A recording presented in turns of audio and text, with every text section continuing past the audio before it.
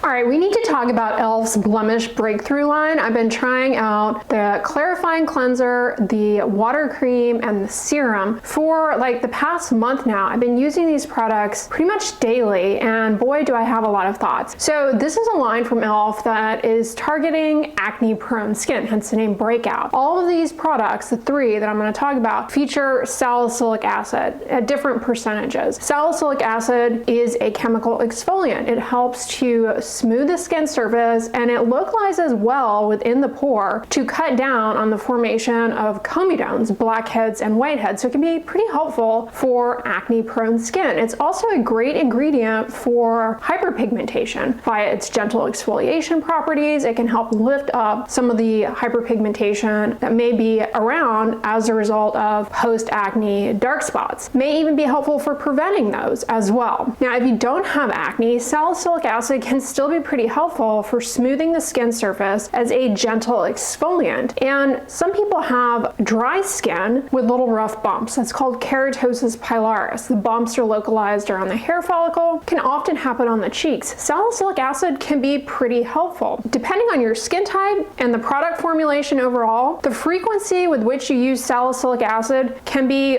all over the place. Some products you may only tolerate, depending on you and the product, using maybe a couple of times a week. Oftentimes these products are marketed as peels, but in the case of this line, for a lot of people, not only are you going to be able to use the salicylic acid likely daily, but you can use it likely, depending again on your skin type, twice a day. All right, there's often this discourse online that you should not use a chemical exfoliant more than once a day, and I don't know where that comes from, because if you check any salicylic acid acne product, many of them at least are going to say it can be used 1 to 2 times daily. Everyone's skin needs are different. If you have acne breakouts and you're not particularly sensitive, I see no reason why you would not benefit from at least trying introducing these slowly and increasing gradually to see if you tolerate using them twice a day, because overall, as you'll see in this video, they're pretty gentle. All right, the next ingredient common to all three of these is tranexamic acid. Now, tranexamic acid is a medication that we actually give by mouth to treat melasma, and I've got videos talking about how it works for that, so check those out if that's of interest to you. Applying it to the skin, less well studied, but seems to be helpful, not for hyperpigmentation per se, but perhaps for redness. There's actually some good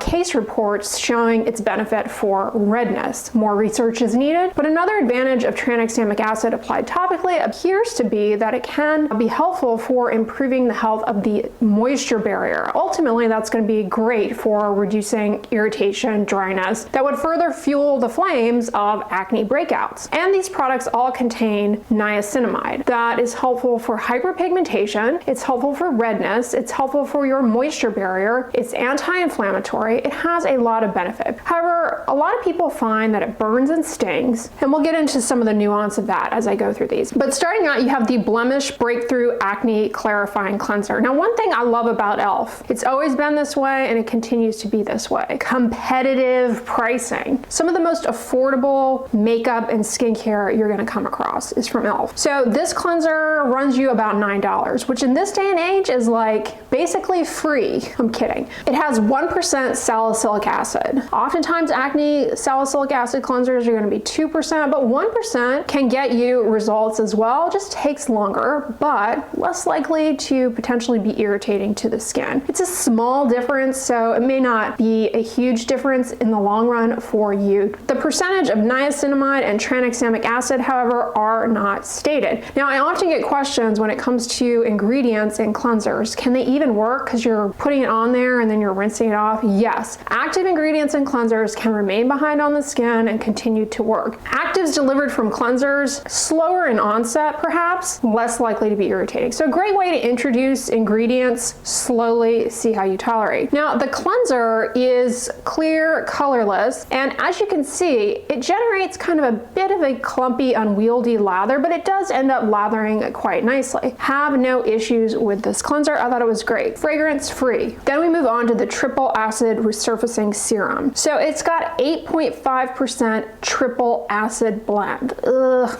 All right, so this is where we get into a territory of not quite clear what the percentages are, because all in all three of these ingredients are at a final percentage of 8.5. So salicylic acid acid is one of the acids, tranexamic acid, which we already talked about, and an ingredient I really like, a polyhydroxy acid. So polyhydroxy acids very gently exfoliate. They tend to be a class of exfoliants that's really good if you've got very sensitive skin, but you're looking to gently exfoliate to improve skin texture. I always suggest polyhydroxy acids. Not only do they gently exfoliate, but they also help improve moisture retention in the skin and are great for your skin barrier. So that's the triple acid blend. We don't know how much salicylic acid is in there. We don't really know in any of these products, for that matter, how much tranexamic acid is in there or how much of the polyhydroxy acid, but all in all, it's 8.5%. Now the niacinamide in the serum, 10%. That's on the high end. Not problematic for everyone, but if you find that niacinamide burns, stings, this might not work out well for you. In my opinion, there's no need to have 10% niacinamide. It's never really been studied at that high percentage, and higher doesn't necessarily mean more effective or better, and it often just comes with more irritation. So in my opinion, that's a little bit unnecessary. It's a clear, colorless, fragrance-free, lightweight fluid that you apply to the skin after cleansing. You only need a couple of drops to get a thin film on the skin. This is the one product in this lineup that I actually found, especially when I first started using it, I got a little bit of burning and tingling with it. As I continued to use it, that sort of subsided, although I would feel a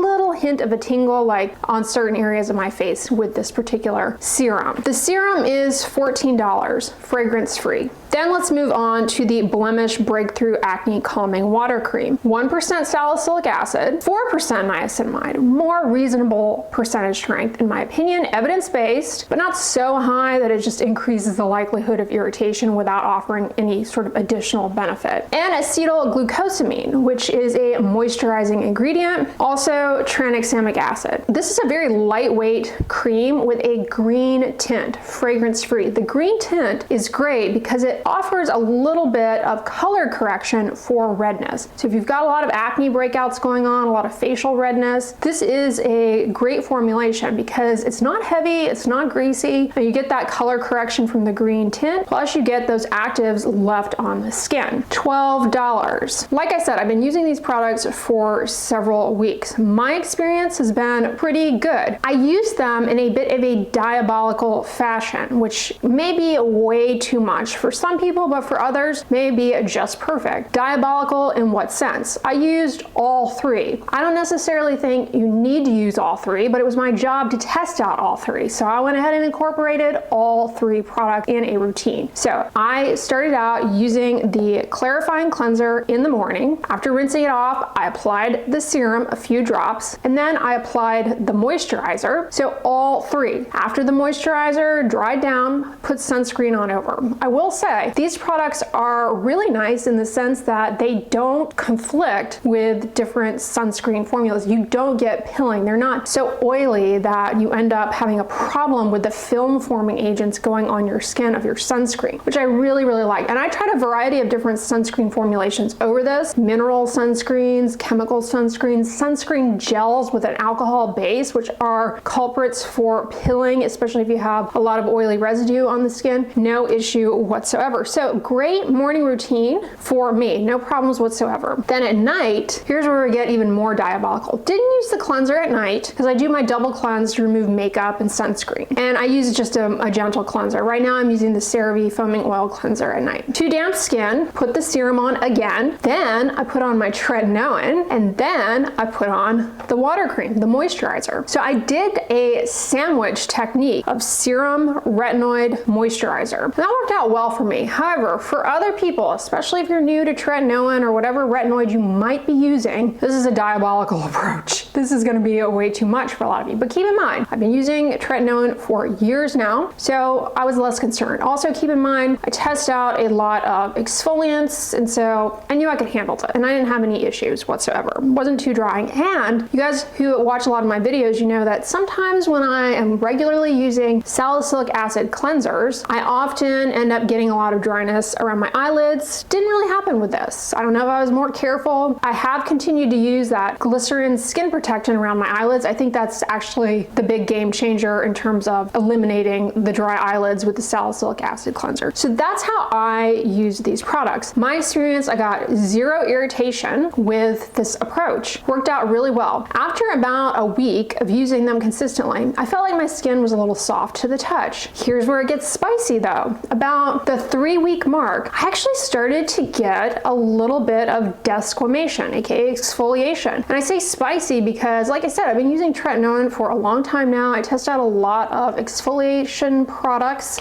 chemical exfoliants, and I rarely ever get any kind of sign of exfoliation because my stratum corneum at this point is probably as compact as it's going to be. A little bit of gentle lifting up of dead skin cells. So I did in fact get some exfoliation with this. Worked out really well. Aside from the serum stinging initially, over time that went away and I was able to tolerate it just fine. All right, so what does all of this mean for you? It may mean nothing. These may be completely useless, unnecessary in your routine, especially if you're already doing something and it's working out well, then, well, thanks for watching this video. But if you're somebody who struggles with acne breakouts, or you struggle with hyperpigmentation, or you want to incorporate some sort of salicylic acid product, you don't know where to start, these would be great options. They're good for acne, skin smoothness, skin texture, dark spots, keratosis pilaris. So a lot of benefits to be had for many people. Not everyone, but a lot of potential benefits. The tranexamic acid and niacinamide, they can be helpful for the post-acne marks, the dark spots, the redness. They can be helpful for the moisture barrier, cutting down on the risk of irritation. I like cleansers with salicylic acid because you get that short contact, less likely to be irritating, but take a little bit longer to work. The moisturizer, however, is a great product for a leave-on salicylic acid that's well formulated with good ingredients at a reasonable percentage strength to be left on the skin, plays well with your sunscreen so you can wear it comfortably throughout the day, gentle, effective. So if you want to incorporate salicylic acid as a leave-on product, the moisturizer is a great option. Of all of these, I would say the serum is the one that, in my opinion, is a bit unnecessary. We're not clear as to the percentages of different ingredients. Not that that necessarily matters, but we're not clear. The percentage of niacinamide is a bit high. Of all three of these, it's the most expensive, and it was the one that caused a little bit of stinging and burning for me. Although, like I said, I got used to that over time. Here's what I love about e.l.f. though,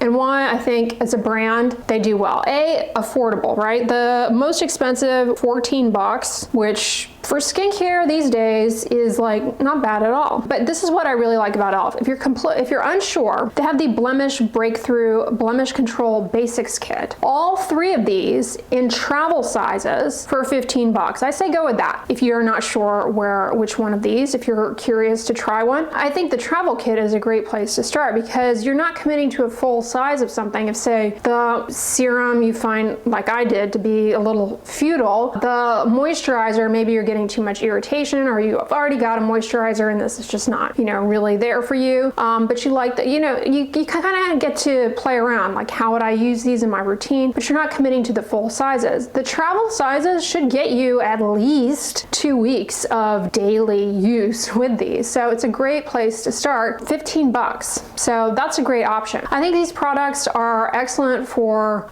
any age group, really. If you have a tween or teen with acne prone skin, I think these are reasonable options, effective ingredients, affordable, free of fragrance and common allergens and irritants. Although, you can be irritated by anything. It's not a guarantee that these will work out, but I think they're a great starting point for acne skincare or for someone who is looking for the cosmetic benefits of improving skin smoothness with a salicylic acid product. e.l.f. really does have a lot of great affordable skincare options out there. I was really pleased overall with this line. I like a lot of e.l.f. products. Their cleansing balm is excellent. Their Woe Glow tinted sunscreen I love. And I tried out a couple of years ago the Pure line, which is geared more towards sensitive eczema prone skin, a lot of oatmeal based products. As a matter of fact, I will link that review video on the end slate if you're curious about that line. Watch that one next. But yeah, I hope you guys enjoyed this video and it was helpful to you. If so, give it a thumbs up, share it with your friends, and as always, always, don't forget, sunscreen and subscribe. I'll talk to you guys tomorrow. Bye.